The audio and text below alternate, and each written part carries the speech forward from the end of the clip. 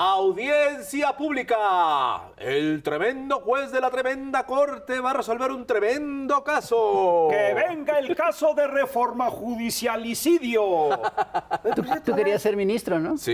¿Y qué pasó? Pues nada, que no me puse la del Puebla. No, yo creo que no te recomendó Genaro. Es que fue básicamente eso. Pero no puede ser peor. No puedo ser peor que Marisela Morales. Yo creo que sí. A ver, espérate. Yo no puse un Pero hay jacuzzi que en el aclarar avión. cómo va a ser Se el hizo proceso. todo un relajo con lo de los candidatos y del poder, del otro poder. ¿Qué pasó? Vamos a pedirle a nuestra invitada que nos lo explique. Yo creo que ya está Marisela a punto de Morales. llegar. No, No, hombre, ¿cómo Marisela crees? Morales. Mira, vas a ver. Invitada de lujo. ¿Quién? A ver. La ministra Yasmín Hola, Esquivel. ¿cómo están? De la Suprema Corte de Qué gusto Justicia. saludarte. Ministra, bienvenida. a la verdad. Gracias. Encantada. Por favor, adelante. Gracias. Adelante, adelante. Oh, qué emoción. Sí. Muy amables, gracias. Uy. Estamos en hoteles largos. Sí. Aunque no tenemos Bueno. manteles, pero bueno. Estamos Con los viviendo un manteles proceso electoral que es inédito, que es pues la elección de jueces en el país. juzgadores. Entonces, yo sí, a ver, ¿qué tan inédito es este proceso que se está viviendo? ¿Qué tan extraordinariamente rara es esta elección? Es importante, Fisgón, tu pregunta, porque primeramente hay que preguntarnos por qué la elección al Poder Judicial. Y dos aspectos que quiero destacar. Uno es que tenemos un Poder Ejecutivo en donde participan la población, los mexicanos, las mexicanas, acudimos A la hora de a votar por nuestro presidente, nuestra presidenta.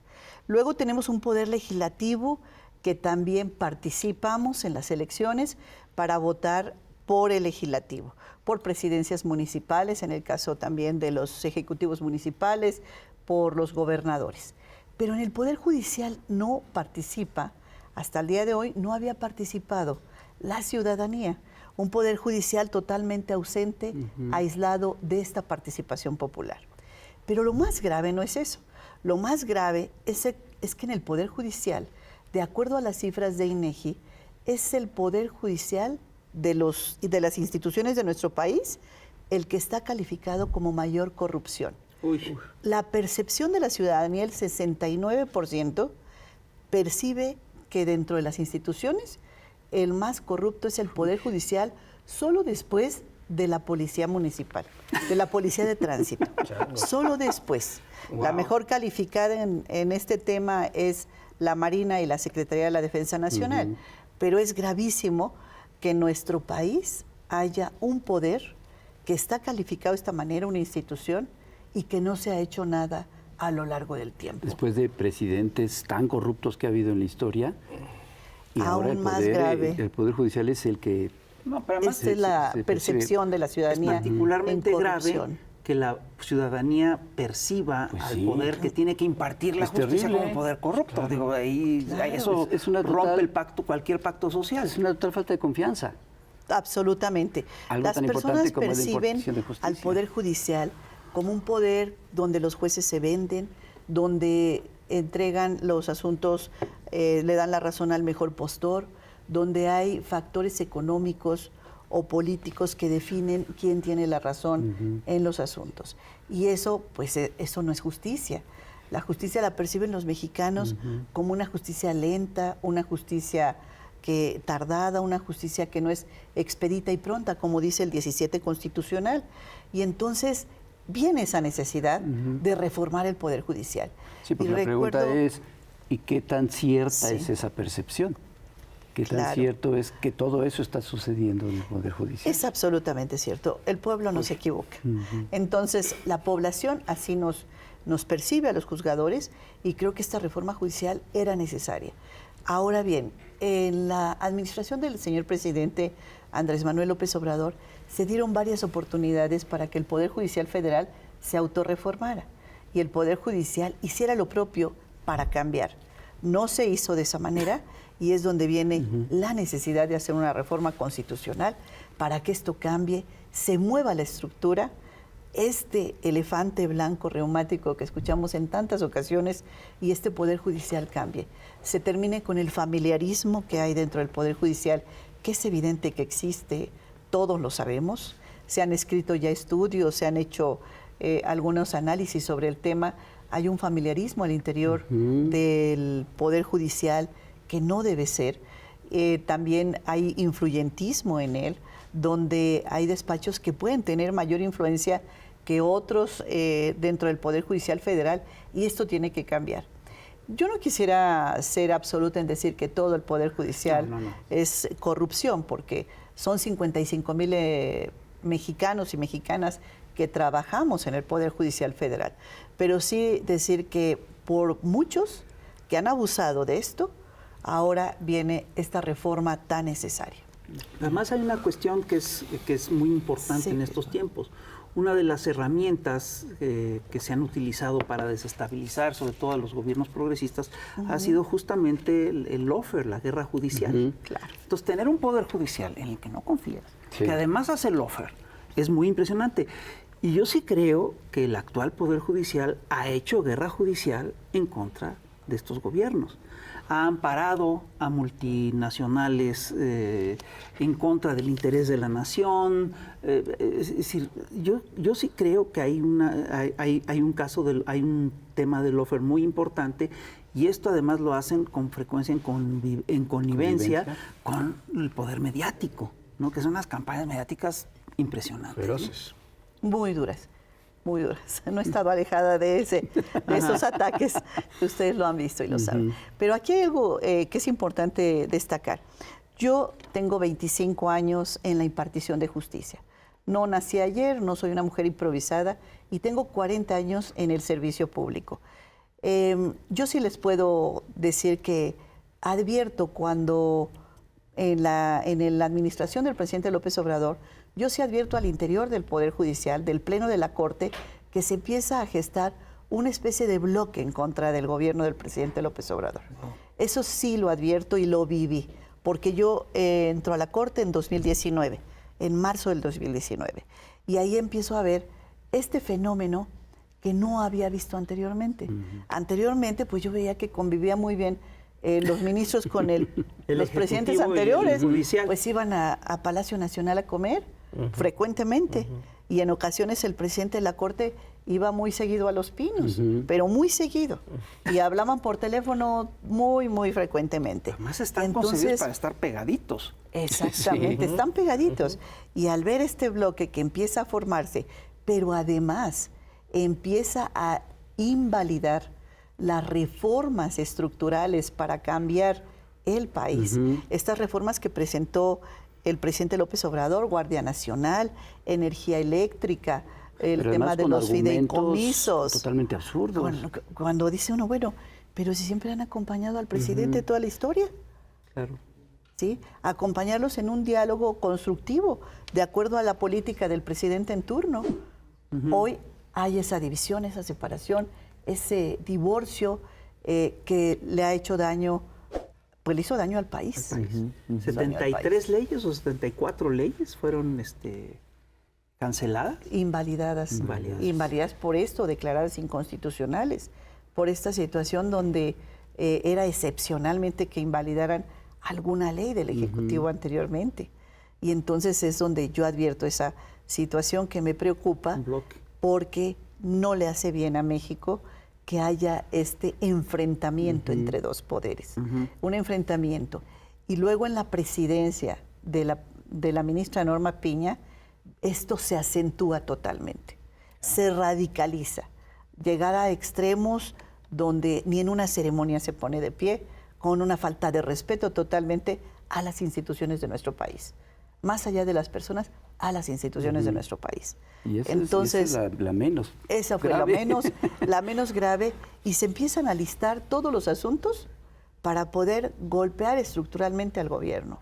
Y eso me parece que genera, pues, justamente esto de que no puede ser que haya un poder que se sienta el poder de los poderes y que esté frenando todo el proceso de transformación que requiere el país del gobierno progresista que inicia en 2018. Lo que se dio en los hechos fue que el Poder Judicial se convirtió en un partido de oposición, por decirlo de alguna manera. O sea, en un poder de oposición donde la mayoría de sus miembros se dedicaron a hacer política. Y sin base social. Además, y O sea, ¿cómo puede ser un partido de digamos, oposición sin base social? Si únicamente lo que tienen es o el voto y además los eligió un presidente y un senado que ya no están. Pues sí. Los eligieron un presidente y un senado, el presidente Felipe Calderón o el presidente Peña Nieto, que ya no están, y senados de la República que ya no son. Es una nueva realidad política, una nueva estructura política que no entendieron los ministros, el bloque, fundamentalmente la presidenta Norma Piña. ¿Y tú no lo estás entendieron el viviendo momento político que estaban viviendo. Tú lo estás viviendo desde dentro. Yo lo vivo desde dentro todos los días y pues no ha sido fácil, pues porque pues no existe ya este bloque que no tiene ninguna base social, ninguna estructura, ninguna. Actualmente, bueno, pues yo no sé si alguno de los senadores votara por ellos, pero lo cierto es que no hay esa base. Además, deja tú la base social. La fuerza del Poder Judicial tendría que ser su fuerza moral. Si la gente percibe al Poder Judicial como un poder corrupto, entonces es decir, no tiene fuerza moral. Exactamente, entonces confluyen dos factores. Por un lado tenemos la percepción de la población y por supuesto la seguridad de muchos mexicanos de que es un poder corrupto. Y por el otro lado tenemos un juego político adverso a la nueva realidad política que se estaba viviendo de cambio en el país, de transformación. Esto que no vieron estos cambios, no lo vieron venir y tampoco se imaginaron en ningún momento que iba a haber esta reforma al Poder Judicial de este calado, de esta magnitud y con esta trascendencia política que tiene ahora. Estos fueron los dos factores fundamentalmente que influyeron para que se tomara por parte del Ejecutivo y el Legislativo esta determinación. Porque, bueno, desde la primera vez que se planteó la reforma judicial, ha habido muchísimos obstáculos por parte de mucha gente de la oposición y básicamente de la ministra Norma Piña y de un sector importante adentro del Poder Judicial. Y han puesto todos los obstáculos que se les pueden ocurrir. Y se cae uno y se sacan otro de la bolsa, y otro, y otro, y otro, y otro, y otro, y parece caricatura del Correcaminos. ¿Cómo lo has visto tú desde dentro? ¿Y qué han hecho las ministras, porque solamente son 3 mujeres, que han estado tratando de entender esta realidad de la que nos estás hablando? Pues a lo largo de estos 5 meses y desde antes del 15 de septiembre, recordemos que esta reforma se publica el 15 de septiembre de 2024, pero desde antes se trató de boicotear. Desde el 5 de febrero que anuncia López Obrador, empezó a... ¿no? Exactamente, él presenta la iniciativa el 5 de febrero. Viene su proceso de legislativo y finalmente el 15 de septiembre se publica. Todo ese tiempo se trató de impugnar el proceso legislativo. No se logró. Y en estos últimos 5 meses, de septiembre a la fecha, se han llevado a cabo infinidad de actuaciones legales que son totalmente desproporcionadas, incorrectas, inadecuadas, inconstitucionales, que no lograron finalmente tirar esta reforma. Esta reforma tiene una fortaleza increíble porque a pesar de todo lo que se ha impugnado, porque es el único elemento con el cual pueden pretender tirar algo que ya el constituyente permanente, el poder reformador de la Constitución ya dijo, y no han podido echarlo abajo. A mí me preocupa mucho, por ejemplo, que la propia presidenta de la Corte se haya puesto en la resistencia a lo que estaba determinando los otros 2 poderes. Eso vino todavía aún a polarizar más las cosas. Claro. Porque viene a ir a las marchas y a las manifestaciones de resistencia en contra de la reforma. La titular de un poder en contra de los otros dos poderes. A mí me parece un momento histórico y emblemático de una crisis. Claro. Una crisis del Poder Judicial, en el momento en que su presencia va a las manifestaciones y todo esto. Bueno, cuando irrumpen en la Cámara de Senadores, cuando es la votación, de manera violenta. Los inconformes a la reforma. Exacto. Que era de parte de uno de los... O sea, nunca se había visto que parte de un poder irrumpiera violentamente en la sede de otro poder. Gravísimo. Pues sí. En México no. A lo mejor en otros países. Sí. En México no lo habíamos visto, ¿verdad? Es ejemplar esto. Y algo que hemos escuchado en algunos medios, sobre todo en muchos medios, lamentablemente, son algunos argumentos en contra de, según ellos argumentos, en contra de toda esta transformación del Poder Judicial, que es la crisis constitucional y la separación de poderes. O sea, que esto ataca básicamente la separación de poderes, que no sé por qué la enarbolan tanto como algo inevitable. ¿Cómo lo ves? No, yo no coincido con estas voces de los que señalan que vamos a tener jueces que estén al servicio del gobierno. Yo no lo considero así porque tenemos ahorita en esta reforma, se prevé, como ustedes han dado cuenta, 3 comités de evaluación, uno en cada poder, un comité de evaluación. En esta etapa, las abogadas y abogados que se inscribieron en los 3 diferentes comités pasan por 3 etapas distintas. La primera es que reúnan los requisitos para ser jueces. La segunda etapa, que tengan la idoneidad, las entrevistas que se les hace, las preguntas, los exámenes, para ver si son las personas idóneas para ser juzgadores. Es decir, no tan solo cuenta sus estudios académicos, su experiencia profesional, sino también estas entrevistas rigurosas que tuvieron en los 2 comités de evaluación, el ejecutivo y el legislativo, porque recordaremos que el judicial suspendió actividades, paró sus tareas, el comité de evaluación del Poder Judicial decidió suspender las tareas. Pero bueno, regresando a la pregunta, entonces ellos pasan por 3 etapas muy rigurosas. El día de hoy, 31 de enero, se va a publicar las listas de los que han pasado la segunda etapa. Y después el martes 4 de febrero, martes 4 de febrero viene la insaculación para ver de esas listas quiénes van a pasar a la boleta. Entonces, no son cualquier abogado, son abogados que ya tienen trayectoria, tienen experiencia, tienen los conocimientos, tienen la formación académica, pasaron las 2 etapas y además tuvieron la posibilidad de que en la insaculación salieran nominados para ir a la boleta. Posteriormente a ello, aún, y la parte más complicada, que tengan el voto de la ciudadanía. Claro. Que entre la lista que van, tengan la preferencia en la ciudadanía. Entonces, no es un tema tan sencillo. No lo decidió ningún partido político, no lo decidió ningún grupo social, lo deciden los comités de evaluación y el pueblo de México. Claro.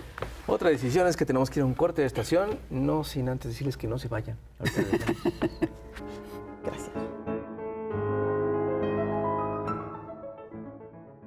Y seguimos aquí en Chamuco TV platicando con la ministra Yasmín Esquivel, ni más ni menos que sobre la elección al Poder Judicial. Yo quisiera preguntarte, ¿cuál es la ruta crítica del proceso de la elección al Poder Judicial? Porque es una elección complicada, ¿cierto? Sí, es una elección inédita, histórica, pero el Instituto Nacional Electoral, que es a quien le corresponde organizar esta elección judicial, tiene experiencia en elecciones. Desde 1991 a la fecha ha habido una experiencia muy amplia por el Instituto, el INE, el Instituto Nacional Electoral. Los mexicanos confiamos en el INE. Finalmente, los ciudadanos son los que cuiden los centros de votación o casillas que se van a poner.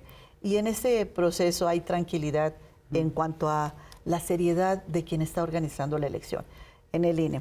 Ahora bien, ¿en qué momento vamos? Ya se instalaron los comités, ya pasan a la segunda etapa los candidatos, los aspirantes a candidatos a la boleta. El próximo 4 se lleva a cabo la insaculación y en ese momento se determina quiénes son los que pasan a la boleta. El Senado de la República va a reunir las listas del Ejecutivo, del Legislativo, ya tiene las del Judicial, porque se asumió las funciones que le correspondían al Comité de Evaluación del Judicial, reúne las listas y las envía al INE, para que el INE las revise, las clasifique de acuerdo a las entidades federativas o circuitos judiciales electorales, de acuerdo a la materia, y vaya analizando cómo poner cada una de las boletas. Entonces, y este proceso se llevará a cabo el domingo 1 de junio. Es fundamental la presencia de los medios de comunicación, fundamentalmente ustedes, para que se dé a conocer y se difunda que va a haber elecciones el domingo 1 de junio. Claro. Que los mexicanos podemos llegar a la boleta y por primera vez en la historia, en este ejercicio importante ciudadano, podamos elegir por nuestro juez, nuestro magistrado o el ministro que queremos. Las personas preguntarán, bueno, ¿cómo vamos a conocerlos? El Instituto Nacional Electoral está en este momento emitiendo acuerdos para la normatividad acerca de las campañas electorales y de todo el proceso, y también de cómo van a hacer este proceso de difusión. Van a hacer ejercicios, cómo debe votar la ciudadanía, en qué aplicaciones o en qué plataformas o en qué páginas de internet podemos conocer a los candidatos, con el número de sección electoral, ubicar la casilla y ubicar quiénes son los candidatos de esa sección electoral. Entonces van a haber procedimientos importantes que el INE va a desarrollar, que se llama Conoce tu candidato, ubica tu centro de votación, y todos estos va a ser con el objeto de que las personas, además de que hagan ejercicios de cómo votar, las personas sepan quiénes son los candidatos que están participando, puedan leer sus antecedentes, su currículum, qué han hecho, y decidan por cualquiera de los que estén en la boleta. Y con la confianza de que los que están en la boleta son personas que tienen la capacidad, porque ya pasaron las 2 etapas, las 3 etapas anteriores que hemos platicado. Entonces, es importante esa difusión. En este momento ya estamos a punto de que se lleve a cabo el martes 4 la insaculación y sepamos quiénes son los que finalmente sean los candidatos, y que los medios de difusión van a ayudar en una posición muy importante. Porque va a haber una campaña muy fuerte y de muchos medios de comunicación a los que haces el llamado, lamentablemente no lo van a atender. Y sobre todo los medios privados, y van a hacer una campaña muy fuerte en contra de desinformación, de boicoteo, de confusión, de desánimo, para desalentar la votación. Exactamente, para boicotearla, para delegitimar los resultados también. Pues sería muy grave, Hernández. Seguro. Muy grave, porque aquí, en esto, se trata de que ganemos todos. Sí, claro. Que gane México, que gane la democracia, ellos no que la justicia se mejore, que la justicia se transforme, que estos jueces sean jueces independientes, autónomos, jueces humanistas, jueces sensibles, jueces que conozcan el sentir de las personas. Pues sí, ahora bien, una renovación del Poder Judicial. Una renovación, se va a renovar la mitad y la otra mitad en 2027. Ahora bien, va a haber 2 meses de campaña, 60 días, prácticamente es abril y mayo. Estas empiezan el 28-30 de marzo, inician las campañas y terminan el 28 de mayo o 30 de mayo. Entonces prácticamente abril y mayo son el periodo de campaña, y el domingo 1 de junio las elecciones. Únicamente pueden los candidatos llevar a cabo 2 cosas: el uso de redes sociales sin pautado y la propaganda en papel biodegradable únicamente. En el caso de los tiempos oficiales, el INE administrará estos tiempos oficiales para que se dé a conocer la elección y, en su caso, los candidatos, si es que los tiempos oficiales lo permiten. Se van a elegir en todo nuestro país 881 nuevos jueces federales, jueces, magistrados y ministros, o juezas, jueces, magistrados, ministros, ministras.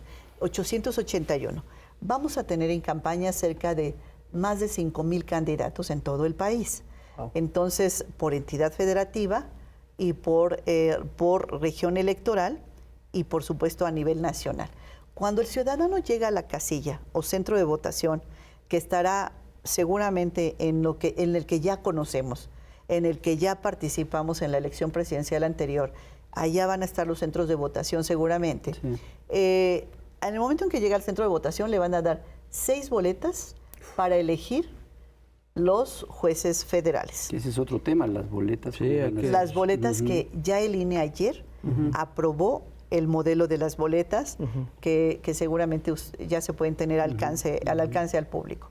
En los modelos de boletas, en la primera boleta van a elegirse 5 ministras y 4 ministros. En total 9. La nueva integración de la Corte, que empieza a partir del 1 de septiembre, será integrada por 9 personas.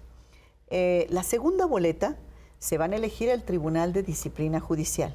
Okay. Este Tribunal de Disciplina Judicial es el que va a sancionar a las jueces y magistrados cuando haya quejas de la ciudadanía, previo, evidentemente, que esté perfectamente motivada, fundada la queja y se dé las garantías al juzgador.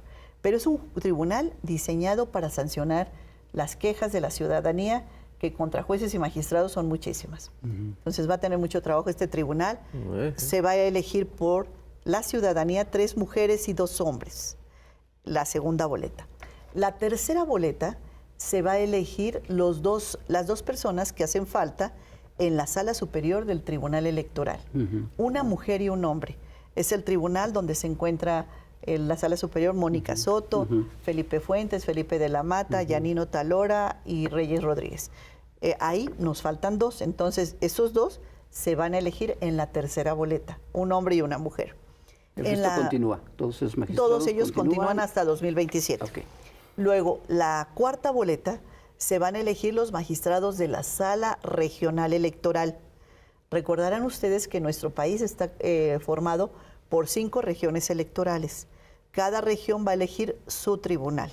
Este tribunal electoral son 2 mujeres y un hombre. Es la cuarta boleta. La quinta boleta se van a elegir los magistrados de los tribunales colegiados de circuito. Los magistrados federales, ahí se van a elegir 5 mujeres y 5 hombres. Y en la última boleta, los jueces de distrito, jueces federales, 5 mujeres y 5 hombres. Entonces la ciudadanía tendrá la posibilidad de anotar el número de la persona por la cual está votando en los cuadros que para ellos se van a elegir y que ya están las boletas a disposición de los medios, toda vez que el día de ayer se aprobaron las últimas, que son las de magistrados y jueces. Entonces, ¿tiene ahí la lista? Sí, tenemos la lista de los... Aquí viene el número. Aquí vienen los números del 1 al 84 en la primera boleta y aquí se van a poner los números que cada una de las personas haya decidido por quién todo votar. ¿Todo va a estar en el anverso de la boleta? Todo va a estar en el anverso de la boleta, la que tiene al día de hoy diseñada el INE.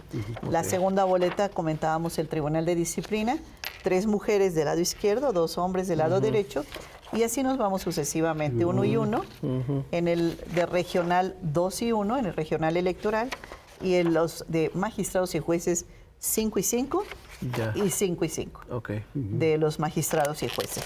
Esas son las más numerosas. Estas son las más numerosas. Nombres, pues. Depende también de la entidad federativa.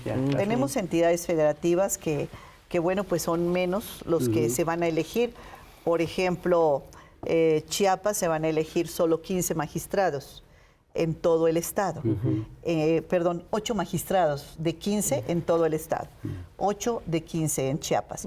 Pero la Ciudad de México se van a elegir 104 de 234 que hay magistrados federales. En Sinaloa, otro de los estados, se van a elegir 14 de 24 y así sucesivamente cada uno de estos. Yo les dejaré este documento para que vaya viendo la ciudadanía cuántos se eligen en cada uno de los estados y cuántos jueces se van a elegir también. Por ejemplo, de los jueces federales en Michoacán se eligen 9 de 19 que tenemos. El resto va a la elección en 2027.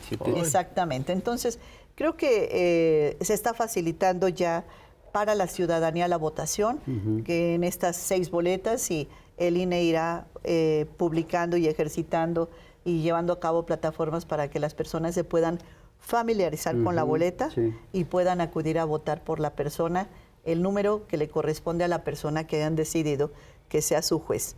Es importante participar. La primera vez en la historia, es un modelo inédito. No existe en el mundo otro modelo igual que este, y queremos que sea un ejemplo para el mundo. Tenemos un padrón de casi cerca de 100 millones de habitantes, 100 millones de electores, un padrón de casi 100 millones de electores. En la revocación de mandato votaron cerca de 10 millones. Hoy quisiéramos que en esta votación pues sea arriba, superar Sí, totalmente las votaciones. Sí, difícilmente llegará a los números de una elección presidencial, por Así ejemplo, es. elecciones federales. Claro. Pero sí tiene que ser un número importante. Sí. Tú, Un número ya importante. manifestaste tu interés por participar. Sí. ¿Vas a hacer campaña?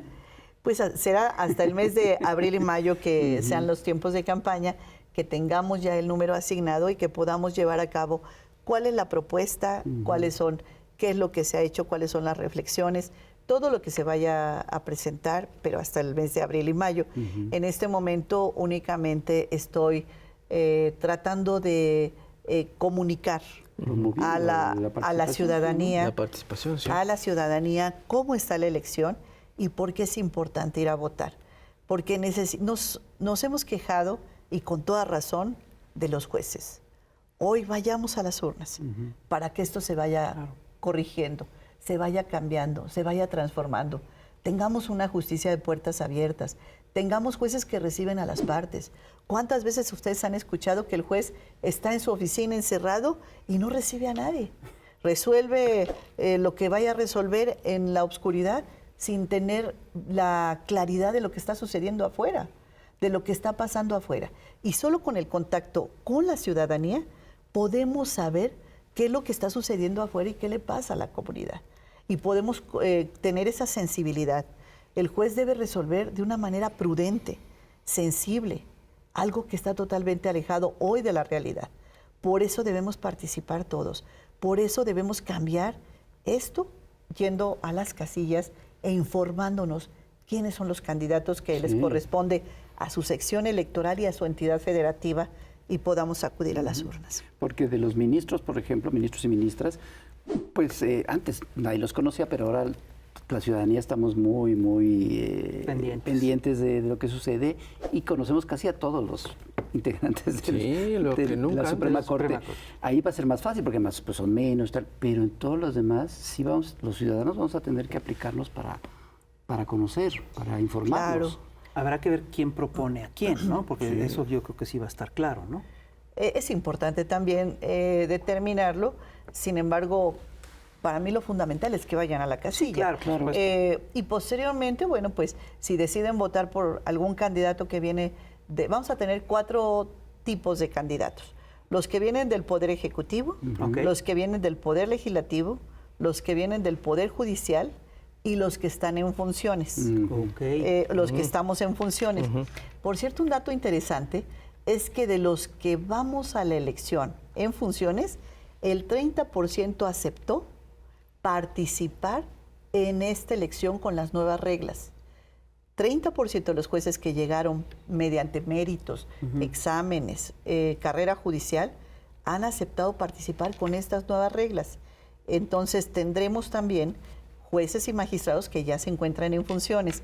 E inclusive en la boleta, si gustas en el siguiente corte, vemos que del lado izquierdo tiene, antes del nombre, tiene PE, PL, PJ o EF. Ah, ok. Ya. Yo tengo un Funciona. V, A, C. Tú Vamos a tienes comercial. TDAH. Yo tengo TDA. Vamos a un corte de estación y vamos a ver a la chamuca Cintia Bolio. No se vaya. Gracias.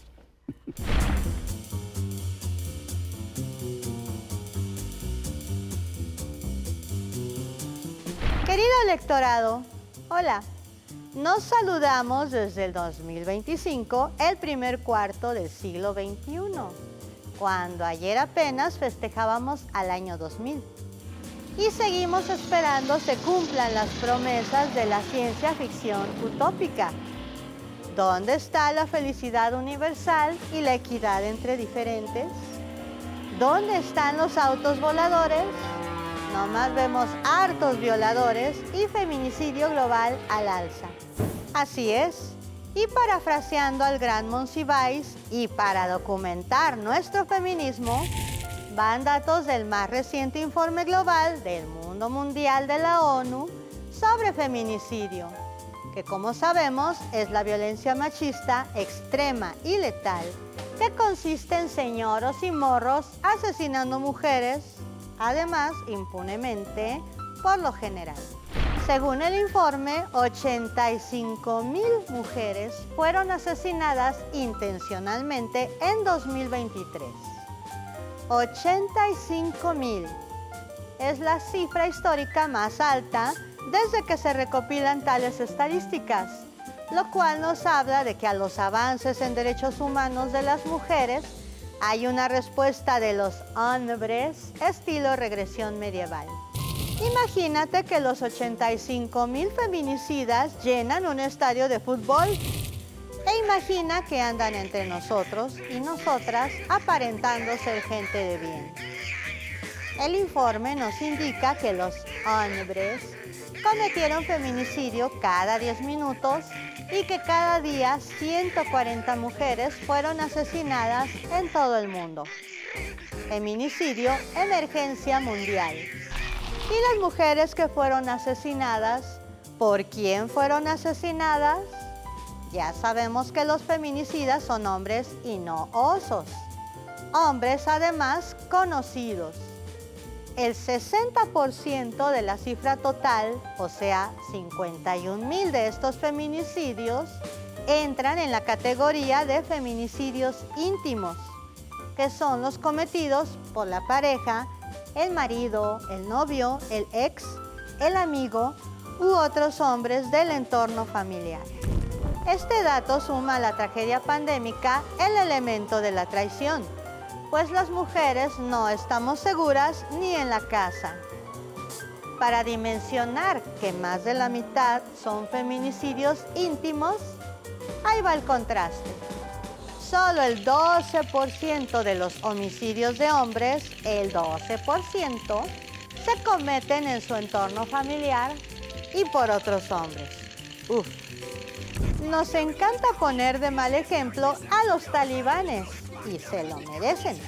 Pero los hombres del mundo no cantan mal las rancheras, pues cometen feminicidio en todos los continentes.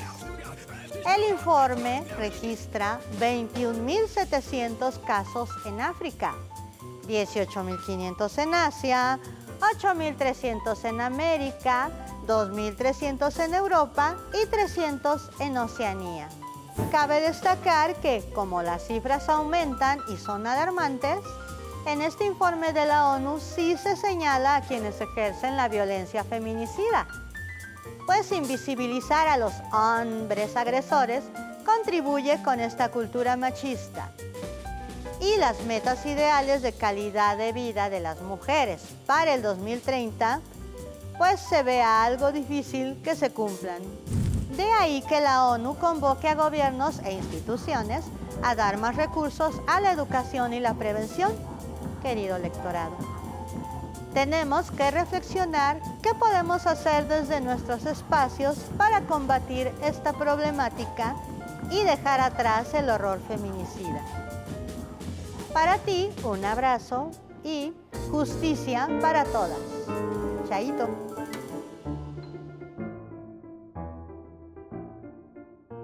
Y seguimos aquí en el Chamuco TV y seguimos platicando con la ministra Yasmín Esquivel. Y yo quiero preguntarle, ministra, sobre la vergonzosa actuación, las tricuñuelas, las chicanadas, las que son de colección, así para la enciclopedia de la ignominia y de la vergüenza de algunos integrantes y algunas integrantes supremas, como la ministra Norma Piña, pero hay más.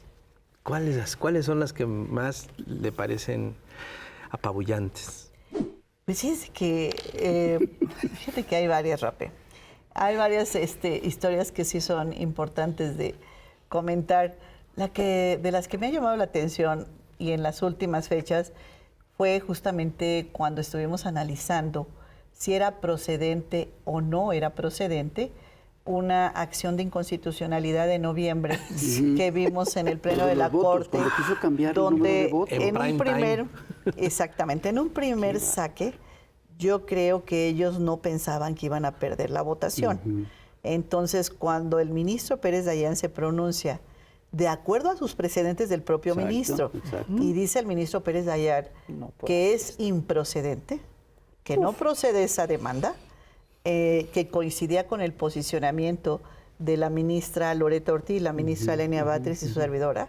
En ese momento es el primer sorpresa que se llevan y se siente ahí en ese instante. Y entonces, pues yo le dije, Norma, ya se acabó esto, ya se desestimó. Y ella no sabe, no, ya se acabó, ya se desestimó. No hay manera de entrar al fondo del asunto, de analizar cada una de las normas de la reforma constitucional, porque es improcedente la demanda. Entonces, yo creo que fue un primer saque, va a un receso, pero antes de irse, dice, vamos a determinar si vamos a invalidar la Constitución con 6 u 8 votos. Y en ese momento dije, no. Y vamos al receso una hora, no, menos. Porque la reforma decía que podía ser con 6. Con 6 votos 9. Con la integración de 9. Exacto. Pero en la integración de 11, en ese momento estábamos los 11. Para rechazar la reforma en quería noviembre. usar la misma reforma. La propuesta. Exactamente. Para absolutamente inconcebible. Exactamente, Hernández. Para rechazar la reforma hay que usar la reforma. Exacto. Que decía que 6 de 9, ¿no? ¿Cómo? Para Pero invalidar. Malamente, porque no iba al fondo de lo que había en el fondo es que tenía que ser mayoría de las 2 terceras partes. Claro, necesitábamos los 8 porque estaba la integración de 11. Si para invalidar una ley de tránsito de un municipio, un artículo de una ley de tránsito de un municipio, requerimos 8 votos. 8 votos para una ley pero la que puede ser es otra cosa. que no es de trascendencia nacional. Para la Constitución 6, bueno, cuando solo la propuesta ya era agresiva, ya era ofensiva, insultante, absurda. Además, ya era muy burda. muy Y hubo gente defendiéndola. Sí. Y analistas y todo esto. Y todavía decían, oigan, hay que aplicar. No. Como un partido de fútbol, ¿no? Todo el mundo. No. Y todos viéndolos bien pendientes. Sí. Entonces, lo más esa que se saca de la manga. Sí, esa para mí si la fue, llevaba ya estudiada, muy mal joya. estudiada. Sí. Si la llevaba estudiada, muy mal estudiada. Pero si se la sacó en ese momento, me parece que fue muy agresivo y muy burdo pretender invalidar con 6 votos. Entonces yo sí me acerqué a mis compañeras ministras porque independientemente de las discusiones, hay diálogo, hay respeto. Entonces les dije, ustedes han dicho que 8 votos, hoy no van a salir con que 6. No. Pues, entonces ya fui viendo que más o menos la mayoría decía que fueran 8 votos. Pero hubo quien todavía dijo que 6, que acompañó a Norma con la propuesta. Sí. Norma dijo 6 y 2 o 3 ministros más también. Dije, no puede ser. Oye, pero Yasmín, lo más increíble es que eso estaba siendo televisado y todo el mundo estaba viendo cómo la presidenta de la Suprema Corte estaba proponiendo una chicanada contra la Constitución que además no se sostenía de ninguna manera, bajo ningún concepto, ¿no? Y eso, perdón, yo creo que fue el juicio más duro que le hizo la población al Poder Judicial en ese momento. Sí, porque era totalmente desproporcional. Sí. Era la propuesta, bueno, totalmente fuera de lugar. Y entonces, pues Sí, ya en el mal receso, más o menos vi que la mayoría venía con el de 8 y ya estábamos del otro lado. Es decir, la Constitución vive, la Constitución viene y conviene. Así es de que terminamos la sesión y se acabó esto. Yo creo que en este momento se han juntado muchísimos elementos muy afortunados. Hace un momento tú decías cómo funciona el Poder Judicial y cómo han querido tenerlo y manejarlo y manipularlo ahorita en una realidad que ya es distinta, ¿no? En otra realidad, en otros años, lo hubieran podido hacer. ¿Por qué no se hubiera notado? ¿Por qué no se hubiera notado? Ahora hay... Porque había una armonía. Sí. Y silencio. No, había complicidad y había... Complicidad, armonía, Pero ahora hay una normalidad siempre. democrática, ahora hay una sociedad que está observante, vigilando y que está muy consciente y que está muy politizada. Ahora hay un gobierno que respeta la separación de poderes, o sea, un ejecutivo que Sí. respeta al otro poder. En fin, yo creo que hay una serie de elementos que pueden hacer que esto esté pasando. Oye, Claro. y otra cosa que Totalmente. yo quisiera señalar, otro de los eventos increíbles de todo este proceso es lo que hizo el Comité de Evaluación del Poder Judicial. No es una Que eso cosa fue, que- si esa es todos la nos última quedamos hasta hoy. Es el Comité de Evaluación del Poder que evaluó Sí. no poder. Un ¿no? proceso electoral, Sí. ninguna autoridad de nuestro país, ninguna autoridad, ninguno de los 3 poderes lo detiene. La Constitución es muy clara. Ninguna autoridad puede detener un proceso judicial. Ni siquiera los mismos tribunales electorales Ándale. pueden suspender un proceso electoral. Entonces, esto que hace el juez de distrito, que no tiene competencia en materia electoral. Ninguno de los jueces de distrito que tenemos federales, Sí. que son cerca de 1,000 jueces, 700 magistrados, 1,700 en total, tiene competencia en materia electoral. En materia electoral, exclusivamente tiene competencia el Tribunal Electoral, su sala superior y sus salas regionales. En el momento en que este juez se mete a la reforma constitucional y la suspende, está totalmente fuera de lugar y le dice a los 3 comités, suspenden sus Suspenden actividades ustedes. porque hasta que yo analice si otorgo o no otorgo el amparo. Entonces, ese acto que hace el juez es un acto que no tiene competencia, que al estar totalmente desproporcionado también, los comités de evaluación del Ejecutivo y Legislativo simplemente no le hacen caso, continúan el desarrollo de sus actividades, pero sorprende que el comité Del Poder Judicial. del Poder Judicial determine y suspenda las tareas y diga, suspendemos porque el juez nos ordenó suspender y nos apercibe de amonestarnos. Eso a mí me causó una gran sorpresa porque yo nunca había visto. Y si nosotros dejamos ese precedente, al rato un juez de distrito va a suspender una elección presidencial Así es, sí, claro. o de un gobernador. Así es. Cualquier juez de distrito va a decir, suspendo el juez. No, no puede ser. Es cierto que las resoluciones de los jueces se deben respetar, pero siempre y cuando estén en el Estén en su ejercicio de la competencia. competencia Exacto. de ellos. El otro día platicamos con Felipe de la Mata, el magistrado del Sí, cómo no. Tribunal Electoral, y nos decía, es como si nosotros, el Tribunal Electoral, fallara en un caso de divorcio. No es nuestra No tiene competencia. competencia. Así es. Y claro, nadie nos va a hacer caso porque no nos compete. Entonces, bueno, al momento en que suspende las actividades el comité de evaluación, pues es donde interviene el Tribunal Electoral, Claro. ordena al comité de evaluación y le dice, tienes que continuar tus actividades, yo Tribunal si no- Electoral te ordeno continuar tus actividades y si no lo haces así, te apercibo de aplicarte los medios de apremio que establece la Ley General del Sistema de Medios de Impugnación. Él le dice a los del comité de evaluación. Y otra que me llamó la atención y es así, no me la vi imaginé venir. que no la vi venir. No, Ese giro. otra de piña que no la imaginaba, otra de piña, es que le hacen una solicitud los del comité de evaluación para que los proteja la presidenta de la sí, Corte en contra para- del Tribunal Electoral. Sí, Órale. sí. Y dice Piña, no los pueden sancionar al comité de evaluación, porque el comité de evaluación está suspendiendo en base a la determinación de un juez de distrito y tu Tribunal Electoral no lo puede sancionar.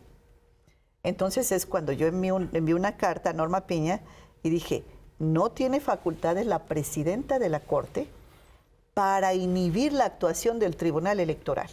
Está violentando la independencia del Tribunal Electoral. Y al proteger al comité de evaluación e impedir que continúe con sus actividades, también viola los derechos político-electorales de todos esos aspirantes a jueces que se han inscrito y han confiado en el comité de evaluación del Poder Judicial. Y está violentando también el derecho de los mexicanos a votar por los candidatos hasta del Poder Judicial, del Ejecutivo, Legislativo y del Judicial. Entonces, yo sí digo, quiero dejar asentado. Primero, que no fue la Corte la que está protegiendo al comité de evaluación, es Norma Piña.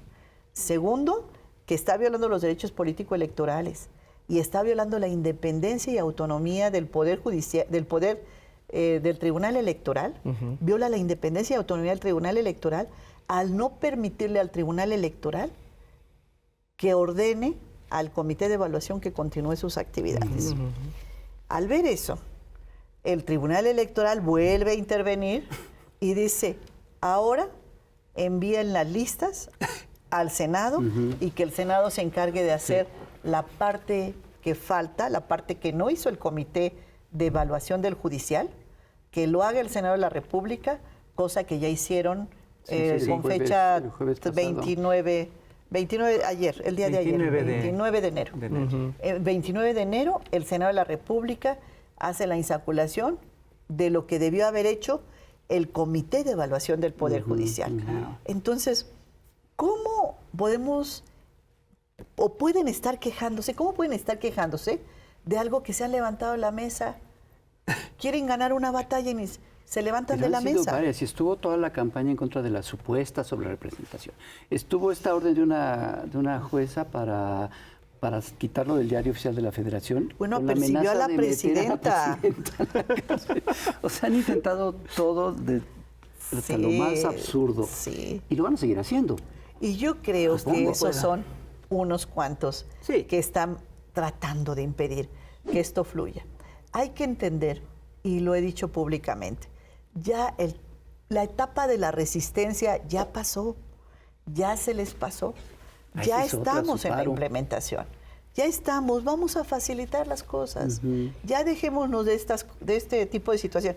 Es que la actuación de los jueces se debe respetar, sí, pero ya dejémonos de eso. ¿Por qué no les ha funcionado? Y ya vayamos a esta situación. No les ha funcionado porque es algo desproporcionado, ilegal, que va en contra de la actuación de los otros dos poderes, que es un claro enfrentamiento que encabeza Norma Piña en contra de los otros dos poderes. Esto no va a funcionar. Sobre todo. En contra, efectivamente, sobre todo, Rape, en contra de la población, del pueblo, en contra de las mexicanas y mexicanos que quieren que el Poder Judicial cambie, que la justicia sea una justicia accesible, sea una justicia para todos, no sea para unos cuantos, para los que tienen dinero para pagar un abogado, para los que tienen recursos para pagar un despacho elitista. No, queremos que la justicia sea para todas las personas. Estaban muy confiados en que no se iba a lograr el plan C y el 1 de junio les cayó por sorpresa. Claro, definitivamente. Todo esto ha sido como una sorpresa tras sorpresa. Y bueno, finalmente ya está fluyendo ahorita. Tendremos candidatos, tendremos elecciones, tendremos boletas, tendremos proceso. Y vayan los mexicanos a votar el domingo 1 de junio para mejorar la justicia que hemos tenido en México. Nuestra primera histórica y la mejor. Lo que tú decías al principio es correcto. Es decir, todo esto que estamos viendo en realidad son, entre otras cosas, errores tácticos, errores de estrategia, pero que tienen que ver con el hecho de que no entienden el país en el que están viviendo. Exactamente. Pero afortunadamente. No hay una falta de entendimiento político de estos grupos, una falta de una nueva realidad política. ¿No entienden lo que está pasando o ya pasó lo que estaban entendiendo? Así es. Como dice el clásico. Sí, pero además sí es un problema ético. Perdón. Sí, no, pero afortunadamente tenemos al Chamuco TV con este nivelazo de invitadas para que nos expliquen lo que está pasando. Yasmín, muchísimas gracias. Muchísimas gracias. No, ha sido un placer platicar con ustedes. No, hombre, es un gustazo. Y se fue el tiempo rapidísimo. De volada. Se quedaron varios temas en la agenda. Tenemos mucha chamba enfrente. Así Muchas es. gracias. Tenemos muchas cosas que hacer para entender y hacer que esta elección quede chula. Gracias. Vale, pues a trabajar. Hernández, Picón, Rapé, gracias. Muchas gracias. Y muchas gracias, señoras y señores, por compartir, comentar, coleccionar este programa. Ya lo sabe, cuídense mucho y nos vemos a la próxima. Y vaya por su revista de febrero, que ya está a la venta.